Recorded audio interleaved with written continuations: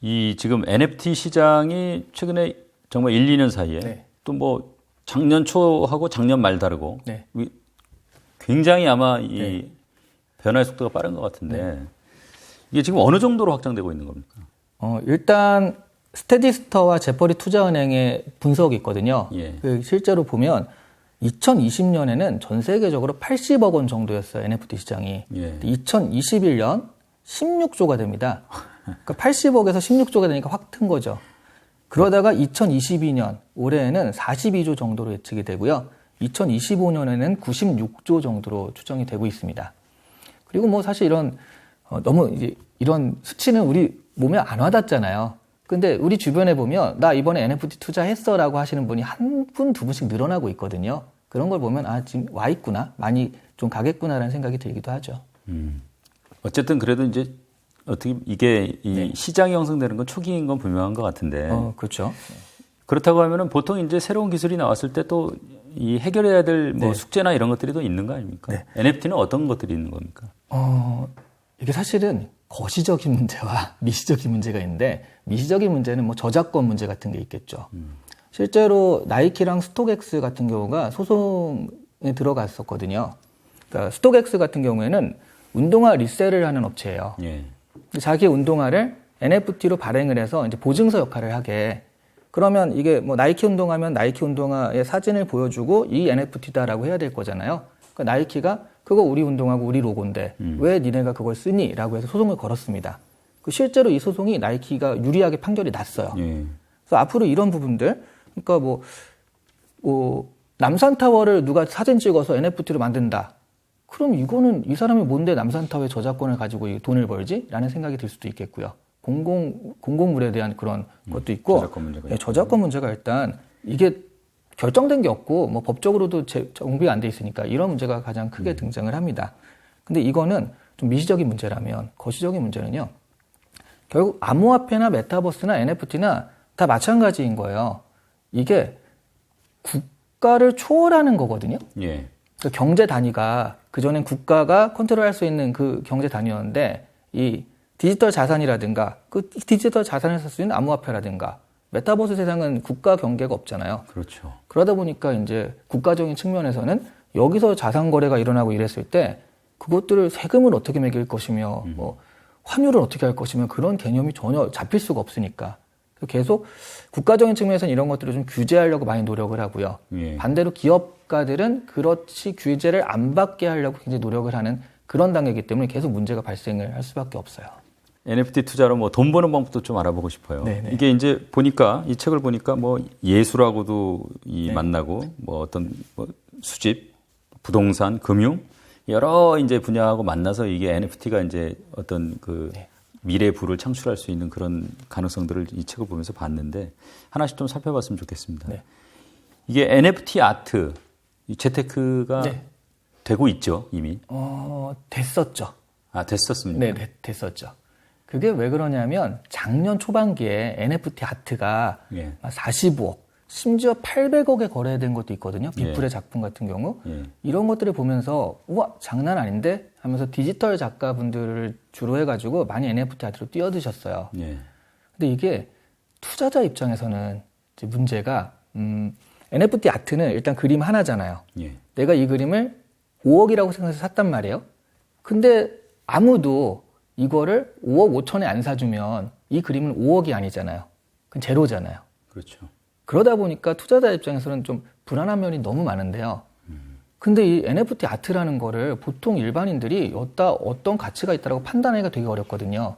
그러다 보니까 그런 경매 결과 때문에 많은 사람들이 좀 관심을 가져서 작년 상반기에 훅 떴다가 사는 사람 입장에서는 이거 사도 되나? 그것 때문에 선뜻 사지를 못하게 된 겁니다. 그 이제 뭐 수집 네. 뭐 덕후라고 그러죠. 네네. 이게 이제 사실은 어떻게 보면 예술품은 이제 좀 수량도 한정된 데다가 가격도 보니까 좀 일반인 접근하기는 좀 쉽지 않은 네, 그렇죠. 초기부터 네. 그런 측면이 있는데 이거 뭐 예를 들어서 제가 미국에 있을 때 보면은 뭐 그 야구 카드라고 그러나요? 네, 네, 뭐 그런 거 모으는 사람들 많고 그게 또 뭐 희귀한 거는 되게 좀 비싸고 그러더라고요. 그거 작년에 65억에 거래된 적도 있습니다. 호너스 와그너라는 사람의 야구 카드는요. 그러니까 이제 사실은 그렇게 모으는 거는 뭐 여러 가지가 가능할 것 같아서 예술품보다는 확실히 좀 확장성이 있을 것 같은데. 그럼요. 예, 어떤 것들이 지금 그러면 이 수집품 관련해 가지고 NFT 시장이 좀 열리고 있는 겁니까? 근데 제가 되게 여러 가지 인터뷰를 많이 해봤는데 질문이 너무 좋습니다. 진짜 핵심을 딱딱 찌르시는데. 이 책 보고 배운 겁니다. 근데 정말로 기업 입장에서는요. 그러니까 이게 10,000마리를 발행해서 10,000개를 한꺼번에 팔아도요. 가령 이게 팔 때는 동일한 가격에 팔거든요. 한 30만 원 정도에 파는데 10,000개를 팔아요. 그래봤자 30억이요. 개인으로서는 의미가 있지만 기업으로서는 계속 확장하는 비즈니스는 힘들잖아요. 그래서 이 사람들이 찾은 게 그러면 이렇게 딱 한정되는 것이 아니라 근데 이건 한정되기 때문에 가치가 있는 거지 10,000마리를 100만 마리 만들자 하면 가치가 떨어지니까. 그렇겠죠. 가치가 유지되면서 계속될 수 있는 게 뭐냐. 그게 스포츠 리그가 눈에 확 들어온 거예요. 그래서 2020년에 처음으로 NBA 탑샷이라고요. NBA 농구 선수 카드를 NFT화해서 팔고요. 2021년에 본격적으로 그게 돌아가기 시작을 했거든요. 작년에 그 NBA 탑샷에서 NFT 카드가 거래된 게 1조 원 정도 됩니다. 1조가 넘었어요. 그런 식으로 지금 메이저리그도 당연히 그래서 이거는 우리도 해야겠다라고 해서 2025년에 지금 계약된 회사가 톱스라는 회사인데 여기는 NFT보다는 기존의 야구 카드에 좀 강점이 있는 데라 2025년서부터는 본격적으로 NFT 카드를 하려고 계약을 따로 했습니다. 그래서 이게 본격적으로 돌아가면요. 2가지 장점이 생기는데요. 하나는 그 야구 카드가 실물 야구 카드는요. 하나에 막 몇십억짜리도 있잖아요. 그러다 보니까 위조 시장도 발달해가지고 이 개인이 보기엔 이게 진짜인지 아닌지 모를 정도로 위조를 잘해요. 근데 NFT로 하면 바로 그런 부분에서 신뢰감을 주잖아요. 그러니까 그냥 개인 간의 거래도 얼마든지 일어날 수가 있고요. 또 하나는 아까 말씀드린 NBA 탑샷은요. 원래는 야구 카드나 농구 카드 미국에 계실 때 보셨다고 했잖아요. 그게 내수 시장이라는 얘기거든요. 한국에서 못 접하게 되는데 NBA 탑샷 같은 경우는 지금도 한국에서 바로 살 수가 있어요. 이게 디지털이 되다 보니까 이게 내수를 넘어서 글로벌 시장이 됩니다. 근데 메이저리그나 이런 데는 인기가 있다 보니까 이런 것들이 펼쳐지는 순간 이거는 또 엄청나게 말씀하신 투자로서의 가치는 확 올라갈 수 있다라고 보고 있고요. 그럼 메이저리그나 여기는 다 미국이니까 우리는 좀 불리한 거 아니냐? 한국 입장에서 불리한 거 아니냐라고 할 텐데 한국은 글로벌하게 먹힐 수 있는 게 하나 있어요. K-팝 스타들. K-팝 스타라든가 K-한류 이런 것들이 또 세계적으로 지금 어느 정도 그러니까 IP가 형성이 돼 있고 그 IP를 알아주잖아요. 그래서 이런 부분에서 장점이 있고요. 또 하나는 K-웹툰이라고 해서 네이버 웹툰이나 카카오 웹툰 같은 경우도 현재로서는 IP적으로는 세계적으로도 유명한 것들이 많다 보니까 이런 것들의 강점을 가지고 NFT하면 한국에서도 글로벌한 비즈니스를 얼마든지 만들 수가 있어요. 이 NFT가 이제 메타버스 공간에서 뭐 부동산하고도 만나서 뭐 실물 이 부동산이 아니라 이 가상 공간에서 부동산 거래되고 근데 이게 요즘에 이제 아무래도 부동산 가격 많이 오르고 또 젊은 사람들 입장에서는 사실은 뭐 물려받은 게 없으면은 현실적으로 사기도 힘든 그런 상황인데 이게 뭐 대리만족 정도 수준이라고 봐야 됩니까? 아니면 이게 갖고 있는 뭐 뭔가 이 큰 의미가 또 있는 겁니까? 어떻습니까? 이게 NFT가 결국 발전 단계로 보면 디지털 가상 자산이니까 디지털 세상, 메타버스가 활발한 시장에서는 이게 현실과 연결시킬 필요가 없어요. 그냥 이것 메타버스에서 어떤 거래들이 일어날 때 이게 효과가 있는데 지금은 사실은 메타버스가 활발해진 세상이 아니잖아요. 그러다 보니까 뭐 카드라든가 이런 식으로 좀 다른 것들로 초기 시장이니까 왔다 갔다 하는데 이걸 연결시켜주는 게 말씀하신 부동산인 거예요. 그러니까 앞으로 이런 메타버스가 생길 건데 거기에 메타버스는 공간이니까 땅의 개념이 있거든요. 그 땅을 지금 NFT로 파는 거예요. 그런데 아직 안 생겼거든요. 그럼 이렇게 생각하시면 돼요. 아파트 분양권. 4, 5년 있다가 아파트가 생기는데 지금 분양권이 있고요. 근데 그 분양권을 거래하면서도 뭐 그 거래에서 차익이 발생하고 그러잖아요. 약간 이런 느낌? 지금 메타버스 부동산이 거래되는 건 아파트 분양권이 거래되는 것이다 생각을 하시면 될 것 같고요. 재밌는 건 역시 마찬가지죠. 지금 땅만 사고 파는데 땅 위에 뭐를 올리냐에 따라서 이 가치가 올라갈 수 있다는 거예요. 그래서 제가 올해 건국대 부동산대학원에 초청을 받아서 강의를 하게 됐고요. 작년에 서울 디지털대학교 부동산학과에서 강의를 하게 됐어요. 디벨로퍼들이 관심을 엄청 가지고 있는 거예요. 그래서 메타버스도 마찬가지로 이 땅 안에 내가 땅을 사는데 걷다가 뭐 갤러리를 지어가지고 사람들의 통행을 활발하게 해서 그 갤러리에서 거래가 일어나게 하고 그러면 이 땅값 자체와 이게 다 높아지니까 부동산 디벨로퍼랑 똑같거든요. 그런 식으로 앞으로의 부의 확장, 비즈니스적인 측면에서 훨씬 더 의미가 있다라는 거죠. 이 지금 어쨌든 거래가 돼야 시장이 형성이 되고 이게 뭐 값이 오르든 내리든 할 텐데 그렇다고 하면은 이게 거래가 되는 뭐 거래소가 있어야 될 거 아닙니까? 네, 있어요. 그러니까 어떤 것들이 있습니까? NFT 마켓플레이스라고 부르는데 이름 자체가 마켓이잖아요. 그래서 오픈시가 가장 유명하고요. 오픈시. 작년만 해도 거의 90% 이상이 오픈시에서 거래가 됐으니까 보통은 여기 들어가시면 되고요. 뭐 레어레블이나 뭐 여러 가지가 있습니다. 외국 자산 가상자산 거래소도 있고요. 한국에서도 업비트 NFT라든가 이런 식으로요. 한국에서도 계속 생겨나고 있어요. 제가 보기엔 이게 그래서 가상자산 거래소, NFT 거래소 하니까 주식 거래소나 비슷한 것일까 생각을 하시는데 지금 이런 추세와 속도라면요. 쇼핑몰과 비슷해질 것 같아요. 그러니까 왜냐하면 얼마 전에 나이키가 나이키 운동화를 NFT로 발행을 했거든요. 그걸 이제 오픈시에 올려놨단 말이죠. 근데 이게 계속 자기들이 그걸 많이 발행하다 보면 아니 왜 굳이 거래 수수료 줘가면서 이렇게 할 필요가 없잖아요. 그러니까 나이키 몰을 만들어서 거기서 나이키 NFT를 사갈 수 있게 만들 가능성이 훨씬 높아지죠. 그러니까 지금 그 메타버스라든가 플랫폼 만드는 데들은 거의 NFT 마켓플레이스를 같이 설계하면서 가고 있어요. 그러니까 게임사마다 우리 게임 하면은 우리 게임을 사고 파는 주 전문점 하는 식으로 가고 있다 보니까 약간 쇼핑몰 개념이 더 강해지지 않을까 하는 생각도 들어요. 이게 지금 이제 어떻게 보면 이제 재화 측면에서 그 NFT를 좀 지금까지 좀 살펴본 것 같고 이게 이제 비즈니스에 활용하는 이런 측면에서는 NFT를 어떻게 봐야 됩니까?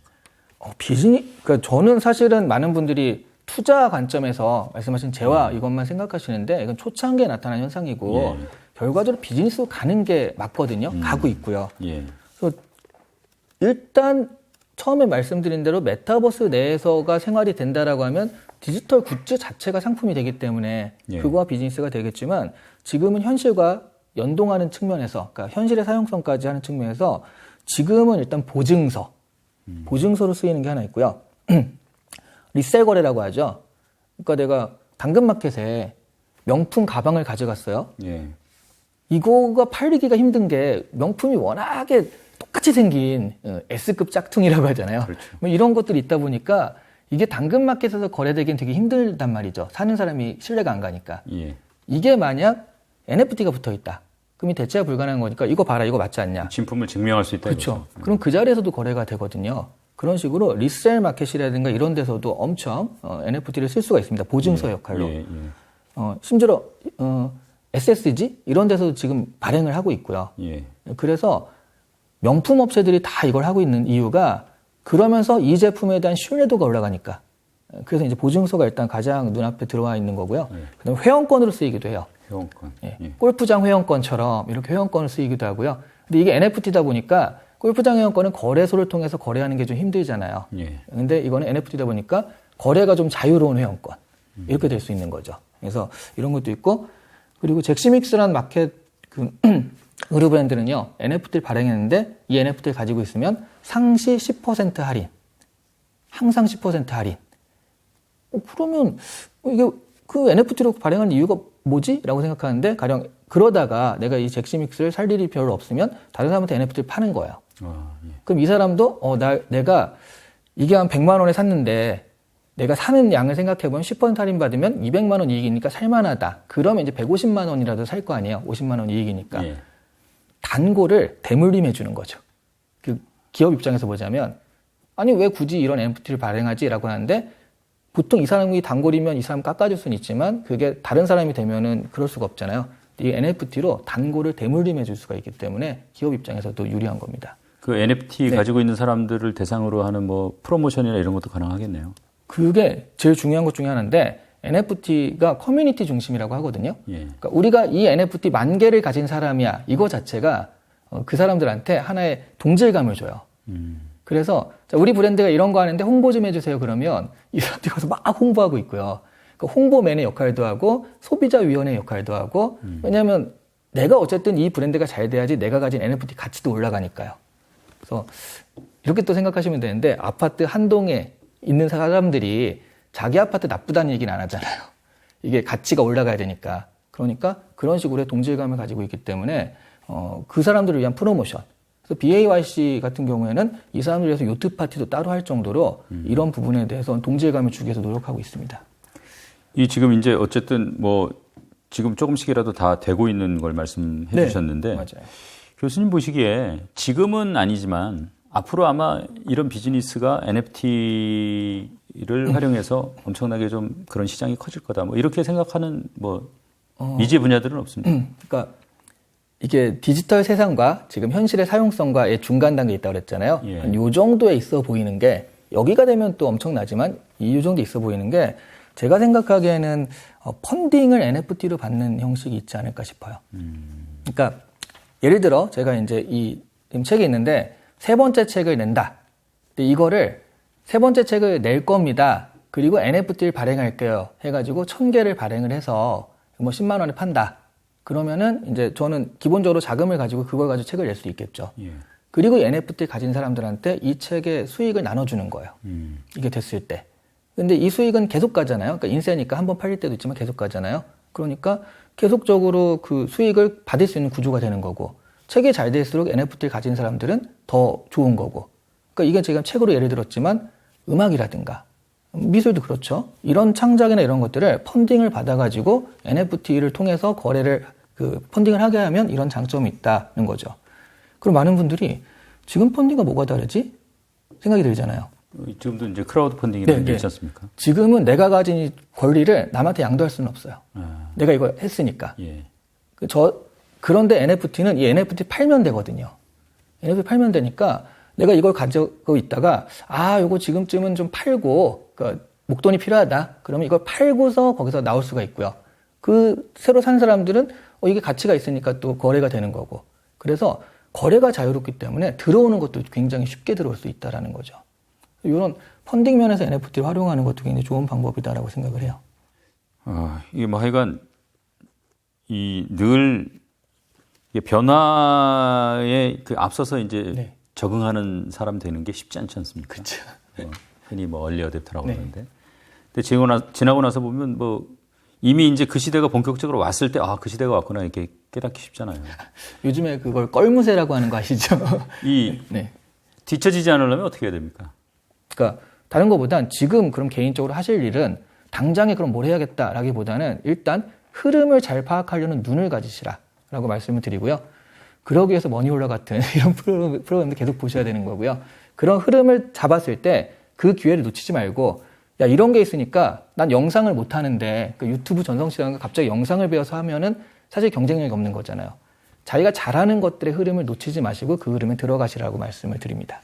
지금은 이제 소위 말해서 소음 속에서 신호를 좀 구분해낼 수 있는 안목을 이제 키워야 되는 시기다. 역시 정리를 잘하시네요. 이해했습니다. 마지막으로 질문 하나. 이게 이제 NFT라는 게 사실은 이제 그것 자체만 놓고 보면 결국은 뭐 코딩 아닙니까? 알고리즘인데 뭐 일반 사람들이 그걸 다 할 수는 없는 거고.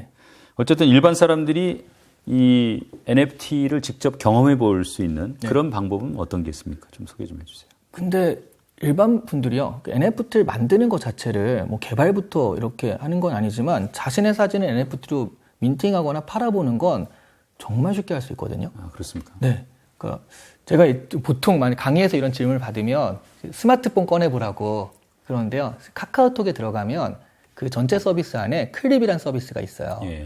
그 클립 서비스가 NFT 지갑이에요. 그럼 나는 이미 NFT 지갑을 갖고 다니는 거거든요. 카카오톡 안에 이미 심어져 있으니까.